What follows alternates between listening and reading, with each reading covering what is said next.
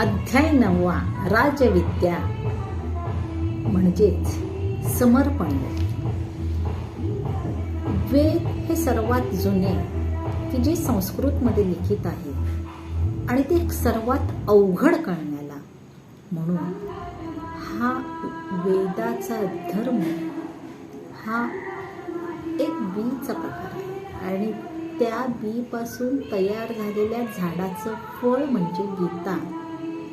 मधुर रस असलेलं हे फळ आहे आणि ते मधुर रस जो आहे ह्या गीतेचा, हा समजून घेण्यासाठी राजमार्ग स्वीकारला पाहिजे. म्हणजे प्रत्येक व्यक्तीमध्ये समर्पणाचा भाव पाहिजे. ज्या वेळेला आपल्याला काही कळत नाही त्याच वेळेला आपण कुठेतरी विचारायला जातो, पण ज्या वेळेला विचारायला जातो तेव्हा आपल्या मनाला त्यांनी सांगितलेलं पूर्णतः मान्य करण्याची तयारी पाहिजे.